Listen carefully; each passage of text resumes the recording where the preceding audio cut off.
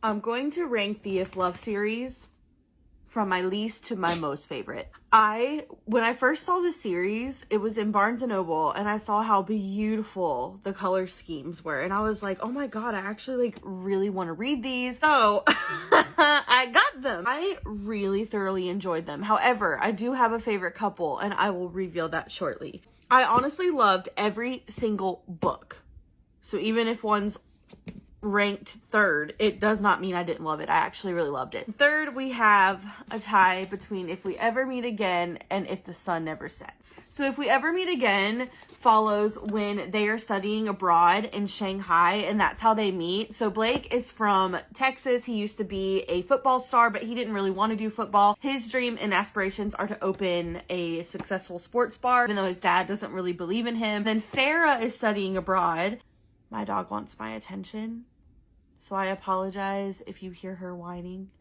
She's right here. And then Farah is studying abroad, and that's how, with her and her friends, and that's how she meets Blake, and they have a spicy romance, and then he absolutely obliterates her heart and her soul. If the Sun Never Sets takes place 5 years later. Farah is successful in what she does. She's an interior designer, became very successful, and ends up with a client. That client ends up being Blake, and they end up reconnecting, and it gets angsty and spicy all through it. So I really did love Blake and Farah's love story. There was a lot of angst, especially in the first book. He literally takes her heart, and yeah. I enjoyed it. There was only one time, and I know that sometimes characters are gonna really make you feel this way. Blake did that, and I'm not gonna say in which book. He was just like, he told her to get away from him, and then had the nerve to turn around and say, well, you didn't show up at this. And it was just like, but you told her to go away, so why would she have shown up? If someone told me to go away, I'm not going to show up. I don't care how special it is for you. If you tell me to go away, I am not going to show up at where you're supposed to be. Only issue I had with Mr. Blake. What? Are you being sassy? That is the only issue that I had with Blake. Don't guilt trip her over something when you literally told her to stay away from you. So anyway, I'm not going to say which book that was in. I'm not going to go into too great detail.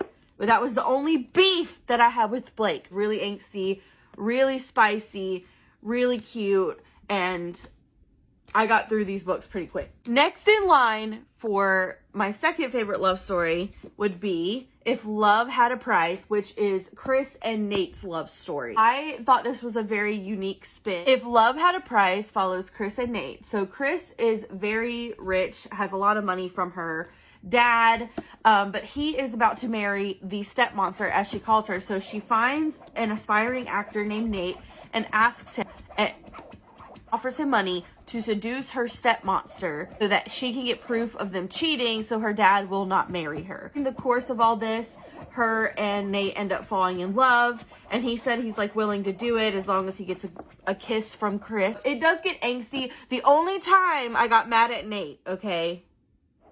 I got mad at Nate because him and Chris were having a conversation. I'm not going to say where or the setting. I don't want to spoil a lot. Got mad at her over something, and he stomped off and left her like a crybaby, sitting in the car, waiting on her. She never showed up. She left with someone else, as she should. And he got all mad, pouting like a big old baby. That is why Nate lost a little bit of points for me. I'm sorry. I'm a little picky when it comes to men. That's why I'm with the man that I'm with. I was single for 7 years before I met my man. Otherwise, Nate and Chris are so cute together. That is the only beef I have with Nate. Is don't stomp off and leave a woman alone. I don't care if it's in daylight. You don't stomp off and leave a woman alone. That's not how this works. So that's the only beef I have with Nate. Otherwise, I really love their love story. This does not come as a surprise. My absolute favorite book of this series, the If Love series by Huang. And it was hinted throughout the previous books about Sammy and Olivia because they were already part of the friend group. So it was already built up wondering why they broke up, because it was not revealed at all why they broke up. You just know that they had nothing to do with each other. If We Were Perfect by Anna Huang with Sammy and Olivia. I just finished this yesterday. Look how beautiful.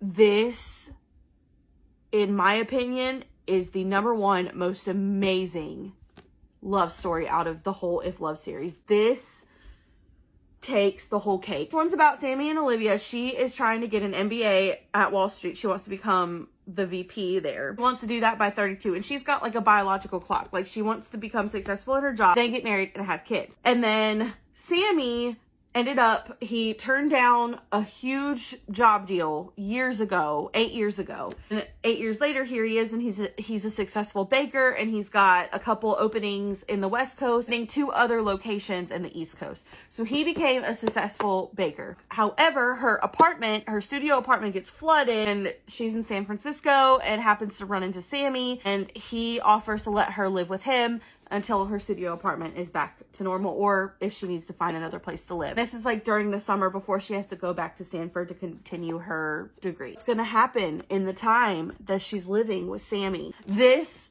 was emotional. Like, I actually almost cried with this one, and I never got mad at Sammy, not even once. I felt like this one was I actually felt like this was all pretty realistic. Like, I could see this happening in my everyday life with people I know. I think that's why this one resonated with me very well too, but it was very emotional. It was so beautiful. Like, how they fell in love again, how Anna Huang wrote this, how they fell in love again was just so precious and so sweet. And the ending was so satisfying. The ending of this tears your heart out. Ending of this, oh my God. And the way it connects everybody together toward the end of this book too is just so beautiful. So this is my #1 favorite book of the If Love series, my #1 favorite love story of the If Love series, and that is Sammy and Olivia. They take the #1 spot. Of course, up next will be the Twisted Love series, and then I've already got the King of Wrath book, but of course I'm gonna start the Twisted Love series soon. I just have a few books I gotta read before then. First, I can finally start